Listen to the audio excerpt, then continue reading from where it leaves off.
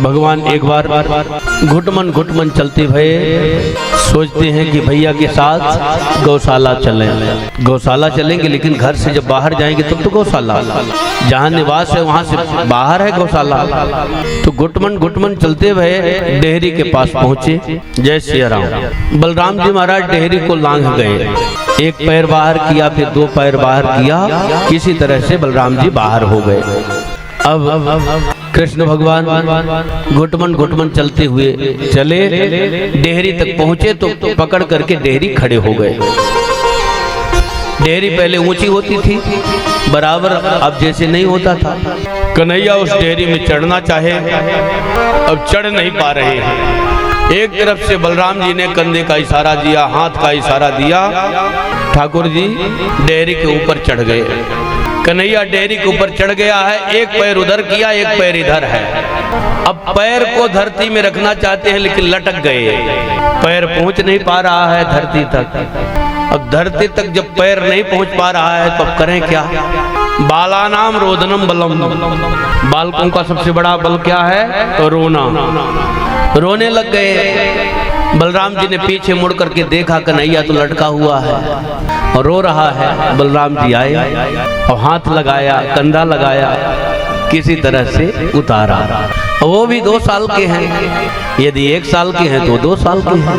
किसी तरह से अपने छोटे भैया को उतारा।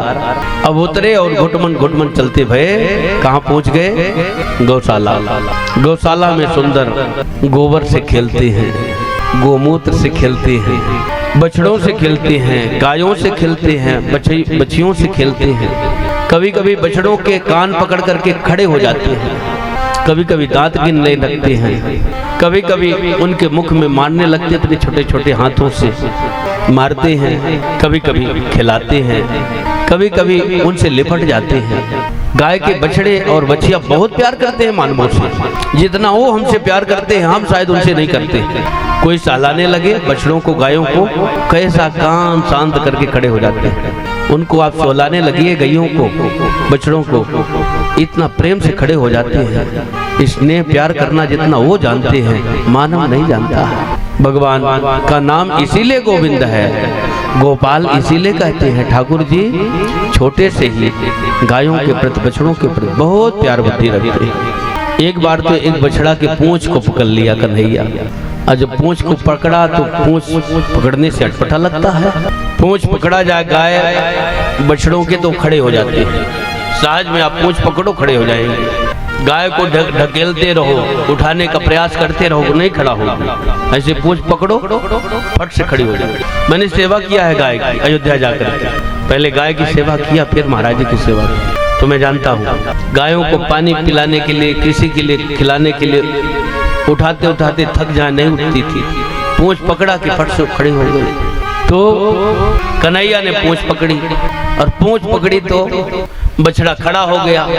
जब बछड़ा खड़ा हो गया तो वो भी खड़ा हो गया, कन्हैया भी खड़ा हो गया। जो आज तक घुटमन चलता था आज वो खड़ा हो गया, लेकिन पूंछ छोड़ा नहीं। जब छोड़ा नहीं तो एक पैर आगे बढ़ाया बछड़ा, तो कन्हैया का एक पैर आगे बढ़ गया। दूसरा पग बढ़ाया बछड़ा ने तो उसका दूसरा पग बढ़ गया। जैसे जैसे वो पग बढ़ाता गया, कन्हैया का पग बढ़ता गया, और धीरे धीरे बछड़ा भागने लगा तो कन्हैया भी भागने लगा। अब तो बछड़ा दौड़ रहा है, कन्हैया भी दौड़ रहा पीछे पीछे। मैया ने इस दृश्य को देखा, मैया ने इस दृश्य को देखा कि देखो कन्हैया अब तो, अभी तक तो बकैया चलता था, आज सुबह तक, और आज भाग रहा है। श्री ठाकुर जी की आनंदमयी लीला मन को हरण करने वाली है। भगवान श्री कृष्ण 2-2.5 वर्ष के हैं और सुंदर नंद बाबा के आंगन में यशोदा मैया के साथ नृत्य कर रहे हैं। इस दृश्य को देखा एक गोपी जिसका नाम है श्रुत रूपा। श्रुत किसको कहते हैं? वेद को श्रुत।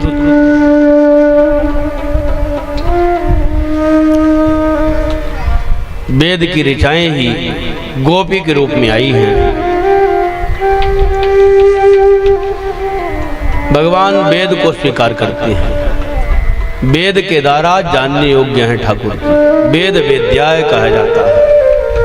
वेद के द्वारा जो जानने योग्य हैं।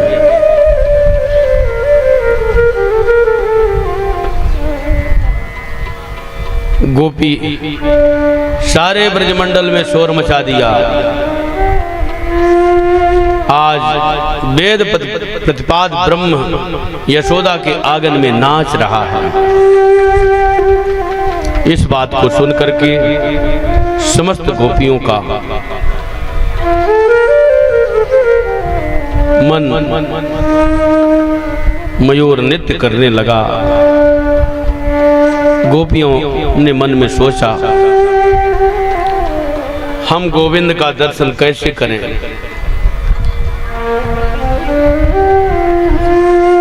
यशोदा भाग्यवान है, भाग्यवती है जिसके आंगन में से कृष्ण नृत्य कर रहे हैं। पर लाला का दर्शन हमको कैसे हो?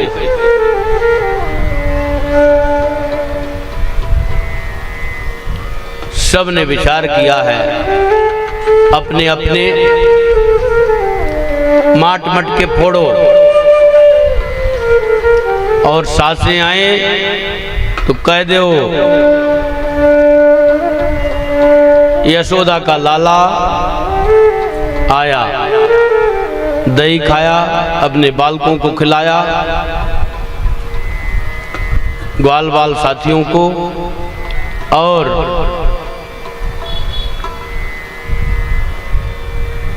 माखन और दही बिखेर करके चला गया। सबने ऐसे किया और सासें आई तो बहू ये मटकी कैसे फूटी? फूटी पड़ी है मटकी, कैसे हुआ? सबने कहा यशोदा का छोरा अपनी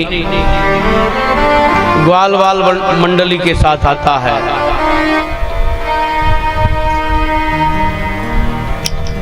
और इस तरह से उपद्रव मचा करके जाता है। श्री गोपियों की जो सासें थी वो कहती हैं हम जाएंगी तो बात बढ़ जाएगी, तो ही जाकर के यशोदा से उलाहना दो, ये आपका छोरा जो है बहुत बिगड़ गया है, चोरी करता है और न देने पर बरजोरी भी करता है, बड़ा खतरनाक है।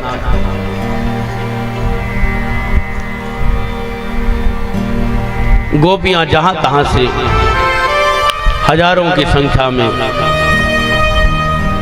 उत्तर दक्षिण पूर्व पश्चिम चारों तरफ से यशोदा मैया के घर की तरफ सब जा रही हैं। यशोदा मैया सोचती है कोई मैंने सत्यनारायण कथा नहीं सुनी, कोई मैं एकादशी का उद्यापन नहीं किया,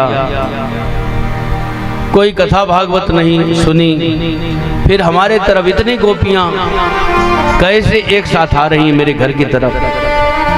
बस गोपियां आई दूर से ही कहती हैं पहले मैया ये बताओ तुम्हारा लाला कहाँ है? अरे कारण तो बताओ, बात क्या है? बस बरसी जा रही हो, लाला ने क्या गलती कर दिया?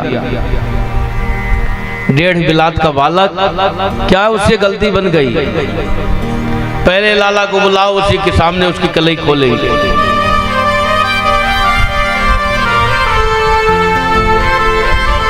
कनुआ एक कन्हैया, कनुआ अंदर से आया और मैया की पल्लुओं से लिपट गया, पल्लू पकड़ करके लिपट गया। हाँ मैया, कैसे याद किया? हाँ बबुओं बताओ क्या बात है? कन्हैया को बुलाए थे, कुछ काम है? सब उलाहना देने लगती हैं। एक गोपी उलाहना देती है और जो लाखों गोपियां हैं सब टकटकी लगा करके कन्हैया का दर्शन करती हैं। एक गोपी मैया को अपने बातों में फंसा लेती है और जितनी गोपियां हैं सब टकटकी लगा करके कन्हैया का दर्शन करती हैं।